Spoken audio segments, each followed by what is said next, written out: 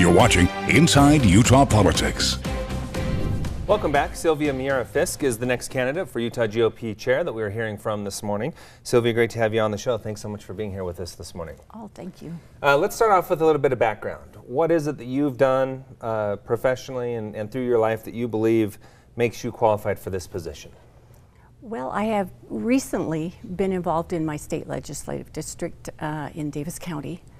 As far as political experience, I'm a newcomer. I'm not a career politician, but I am a hard worker, and I'm a native of Utah and have worked for big companies and currently am a business owner myself. As a newcomer, what is it that drew you to this position? Because this is a pretty big position within the largest political party in the state of Utah. It is. Well, I have never been afraid of a challenge, and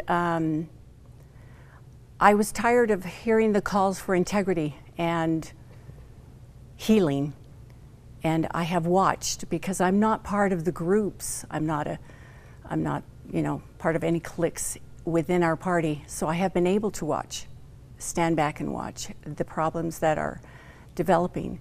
What problems specifically are you talking about? The division, the fighting, especially about SB 54. And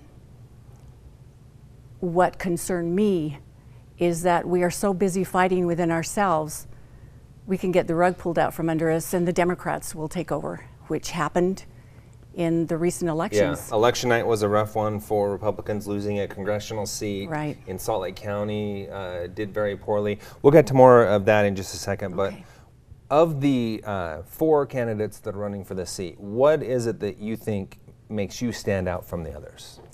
Well, I hear a lot about reaching out to the Hispanic community. And as a Republican in Utah, I have yet to have that experience. And that concerns me. There is a whole community of good Hispanic conservatives ready and wanting to learn more about being a Republican. Do you think they're disenfranchised right now? Yes. Yes, I do. And how much of an impact could that have on the party if they were able to get energized, in your opinion?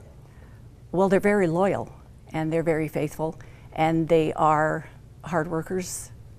They have the ability and dedication to promote this platform. Okay, let's talk about a couple of things you've already mentioned a little bit. SB 54, no doubt a huge source of contention within the party over the last couple of years. If you were elected as the GOP chair, your thoughts on SB 54? I am a caucus supporter. I think that needs to be honored. I also realize that it is the law to gather signatures, so we need to prepare and encourage good Republicans for running for office. So would you in any way work to try to chip away at SB 54, continuing to try to get it repealed? What would be your stance on that? I think that we need to leave that to the legislature. If that is a possibility and the route to go. Would you want the legislature to repeal it? If it's, yes.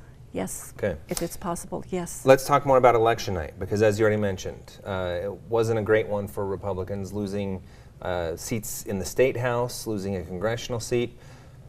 What do you see as the way to, as far as getting that turned around and getting behind candidates as a party?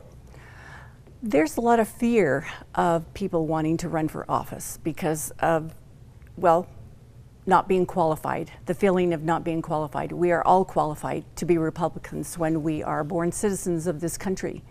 And we need to encourage good people to run for office and not discourage their efforts. Everyone has a right. So what's the party's role in doing that? There's a tendency to not encourage that unless you have clout or big name backing. And I'm finding that in my situation. How so? I have been told I'm not qualified. I don't have experience. Well, for one thing, I'm older than all the other candidates, and my life has been nothing but experience. And it doesn't take it doesn't take being a career politician to know how to treat another person. That's what I wanted to ask you. Do you feel like you should have political experience coming into a position like this? Or, where you say as a newcomer, do you think you can do just fine at the head of the party? Both. Both? Both. Don't have the politician experience, but I haven't been away from it either. Mm-hmm. One quick question, we're running out of time, but was election night, some of the losses the party suffered, a result of the division that has been going on in the party? I think so. Yes, it was. Okay. Yes, it was. All right. Sylvia, we appreciate your time this morning. We'll watch and see how this pans out on Saturday. Thanks so much for joining us today. Thank you. Stay with us. We'll wrap up our profiles right after the break.